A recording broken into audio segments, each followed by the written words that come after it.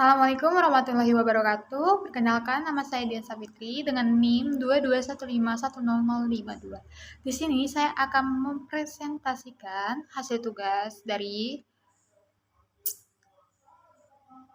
mata kuliah Kesehatan Lingkungan Industri, materi rekayasa lingkungan. Di sini saya mengambil industri pabrik tahu. Analisis prinsip rekayasa lingkungan. Pada pendekatan preventif atau pencegahan, setelah saya wawancara kepada pekerja dan juga kepada pemilik pabrik tahu tersebut, bagi pencegahan berupa limbah padat dari ampas kacang kedelai dikumpulkan menjadi satu lalu dijual kepada peternak sapi. Sedangkan limbah busa dari proses produksi tahu tersebut itu langsung dibuang ke tanah dan sungai. Sedangkan limbah cair itu dibuang langsung juga ke sungai tanpa ada proses apapun. Sedangkan bagian kuratif atau penanggulangan, pabrik asap telah memasang cerobong asap, akan tetapi tidak memasang filter udara.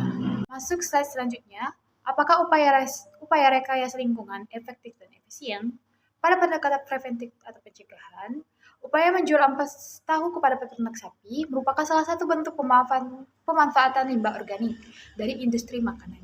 Dari segi efektif, menjual ampas tahu kepada peternak dapat mengurangi limbah yang berpotensi mencemari lingkungan di sekitar tempat kerja atau di sekitar pabrik tersebut. Sedangkan dari segi efisien,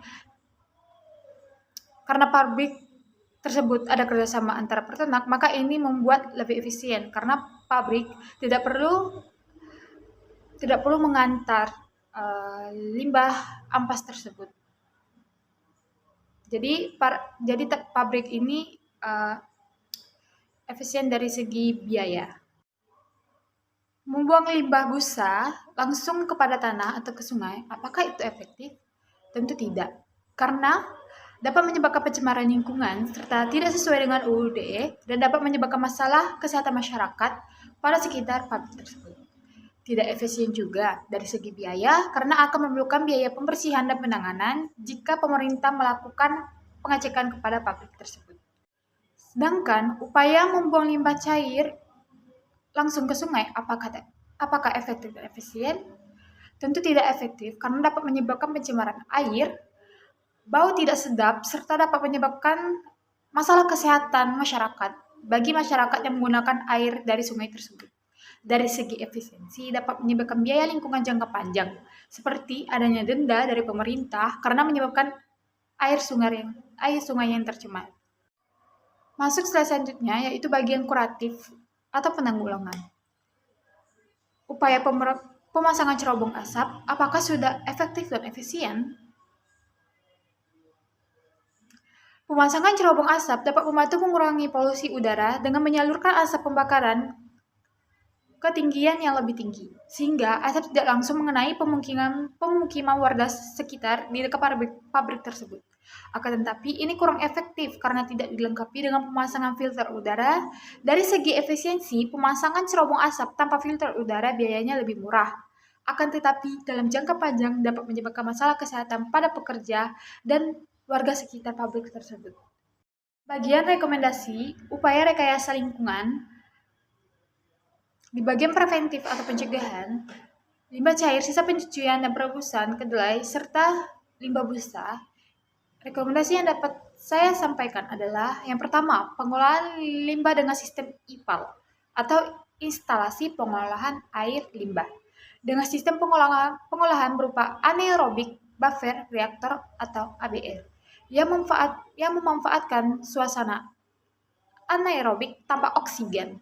Teknologi ini dapat menyisihkan TTS sebesar 80%, BOD 5 sebesar 70-95%, dan COD sebesar 80-95%. Kenapa saya merekomendasikan sistem IPAL tersebut? Karena keunggulan anaerobic buffer reactor atau ABR adalah mudah dalam pengoperasiannya. karena tidak memerlukan tenaga operasional yang khusus, tergolong stabil dan tahan terhadap shock loading, mudah dalam perawatan, tidak memerlukan daya energi, serta desain yang tidak rumit dan tidak memerlukan lahan yang besar. Ini sangat cocok untuk pabrik tahu pada sektor kecil. Rekomendasi upaya rekayasa lingkungan di bagian kuratif atau penanggulangan. Rekomendasi yang saya dapat sampaikan yang pertama, penggunaan filter udara sangat berperan penting menjaga kualitas udara. Dengan memilih jenis filter yang tepat dan sesuai seperti scrubber atau ISP, dapat menangkap partikel dan gas berbahaya sebelum dilepaskan ke atmosfer sehingga polusi udara berkurang. Selain rekomendasi tersebut, saya juga dapat merekomendasikan yaitu penggantian bahan bakar. Mengganti bahan bakar seperti kayu atau batu bara dengan bahan bakar yang lebih ramah lingkungan seperti gas alam atau gas biomasa secara signifikan dapat mengurangi polusi udara.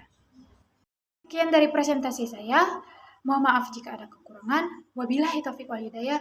Wassalamualaikum warahmatullahi wabarakatuh.